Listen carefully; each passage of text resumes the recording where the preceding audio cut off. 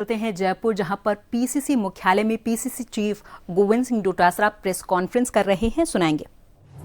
जो जनता से 2 साल पहले वादे किए थे देश के प्रधानमंत्री जी ने और तत्कालीन नेता प्रतिपक्ष और प्रदेश बीजेपी के अध्यक्ष ने और तमाम केंद्रीय के मंत्रियों ने, उनके ऊपर उनको जवाब देना चाहिए था। आज अगर हम स्वास्थ्य की बात करें तो जो 25 लाख का इलाज फ्री मिलता था, आज वो 5 लाख का मिल रहा है। रुपए मिलता था कांग्रेस की सरकार के समय, वो आज 5 लाख मिल रहा है। दवाइयां घट गई हैं। पीएचसी सीएचसी हॉस्पिटलों में निःशुल्क दवाई है नहीं, जो है वो नकली हैं।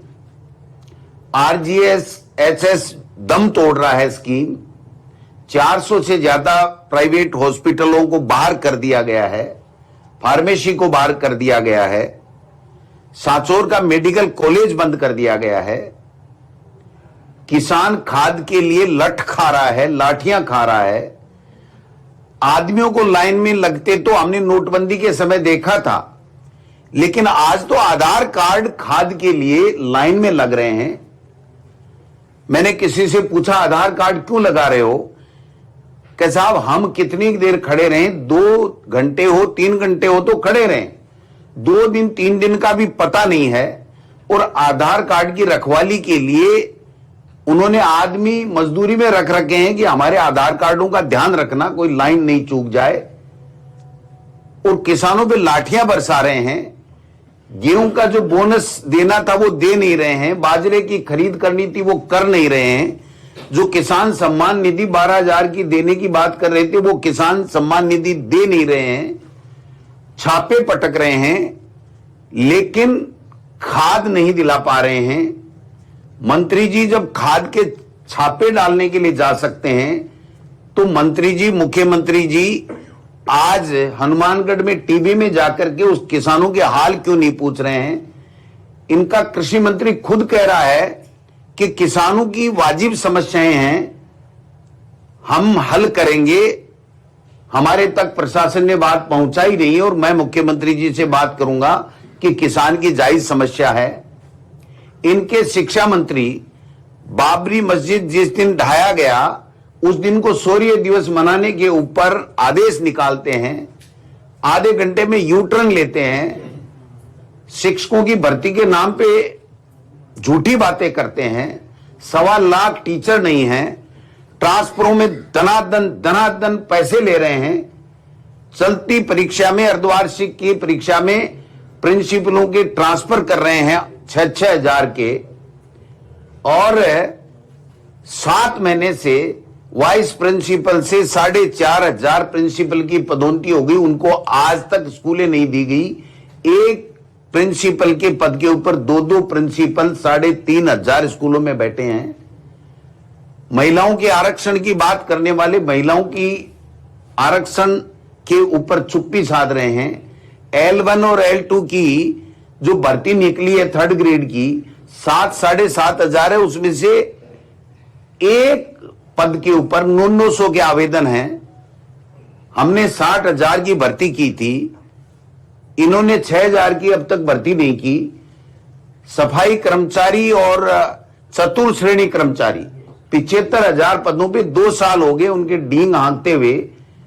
लोगों के टॉन्सिल हो गए इनके बोलते बोलते, लेकिन वो भर्तियां आज तक भी नहीं हो पाई हैं। बेरोजगार परेशान हैं। और मैं समझता हूं कि इंदिरा रसोई में गरीब का जो 2 वक्त का खाना सस्ते में मिलता था 8 रुपए थाली में, उसकी संख्या कम कर दी गई है। जो फसल बीमा है उसमें फसल बीमा नहीं मिल रहा। जो हमारे समय में फूड पैकेट मिलते थे वो बंद कर दिए गरीब के। अगर किसी की गाय की मौत हो गई, पशु की, तो उसको 40,000 रुपए दे रहे थे, वो बंद कर दिए। नया कोई कनेक्शन ले रहा है तो उसको 150 यूनिट की छूट नहीं है। नया कृषि कनेक्शन है तो उसको 12,000 की सालाना की छूट नहीं है। बड़ी बड़ी डींगे हाँकने वाले लोग ये कहते हैं कि हमने ईआरसीपी का प्रोजेक्ट लेकर के आए। ईआरसीपी को राष्ट्रीय परियोजना की बात इन्हीं के प्रधानमंत्री के मुंह से कही गई थी, नाम बदल दिया, लेकिन एक फूटी कौड़ी केंद्र ने नहीं दी। मुख्यमंत्री जी को आज बताना चाहिए था कि केंद्र की सरकार ने ईआरसीपी को राष्ट्रीय परियोजना क्यों नहीं दी और केंद्र ने कितना रुपया इस बजट के ऊपर दिया। जो 14,000 करोड़ रुपए हमारे समय में काम स्वीकृत होकर 80% काम हो गया था, उनका निरीक्षण तो मुख्यमंत्री जी ने किया, लेकिन जो आगे स्वीकृतियां निकाली उसमें मैं आरोप लगाना चाहता हूं मुख्यमंत्री जी पे।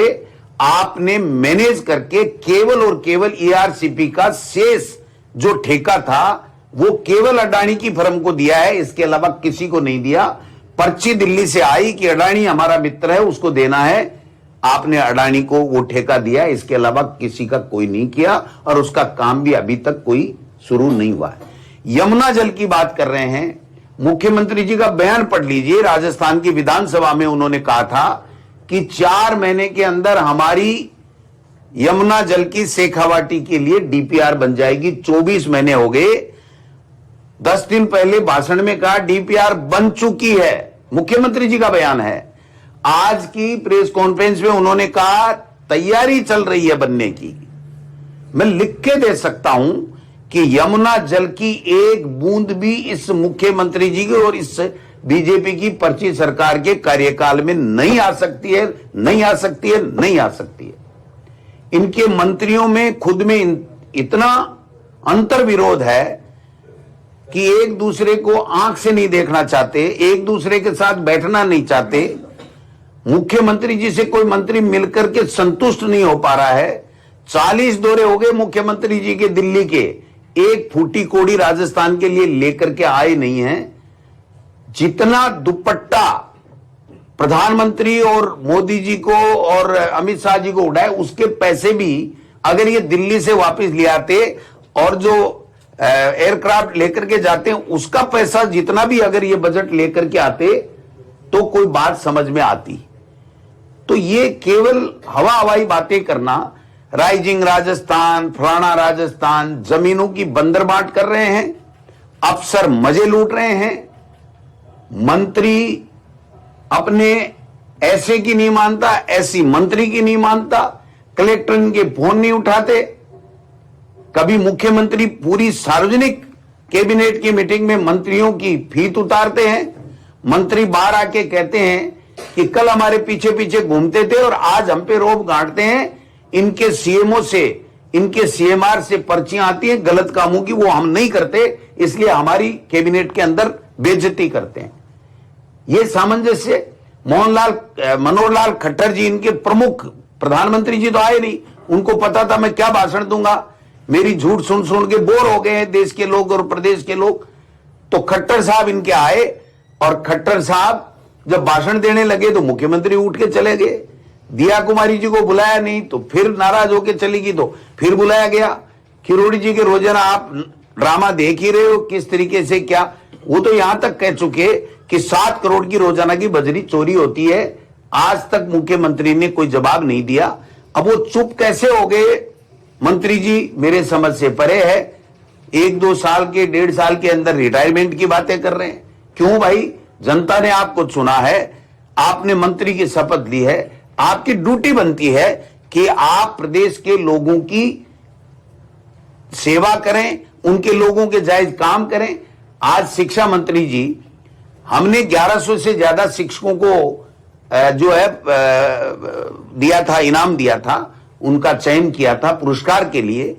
आज केवल और केवल 100 के अंदर शिक्षकों का चयन किया है, और जो चयन किया है उसमें भी आरएसएस के लोगों को कि ये तो भाई साहब हैं, ये तो भाई साहब की पर्ची आई है, इसको तो करना ही पड़ेगा। नियमों को तार तार करके उनको किया गया है। टेंडरों का भ्रष्टाचार आम बात हो गई है। आपने देखा होगा मीडिया के माध्यम से बच्चों को लेब नहीं मिल रहे हैं क्योंकि उस टेंडर में मंत्री जी का इंटरेस्ट अलग है और अधिकारियों का इंटरेस्ट अलग है और सीएमओ का इन दोनों से अलग है। तो मेरे समझ से बाहर आ रहा है कि ये भ्रष्टाचार मिटाने की बात करने वाले, भ्रष्टाचार के आकंठ, इनका कोई गवर्नेंस नहीं है।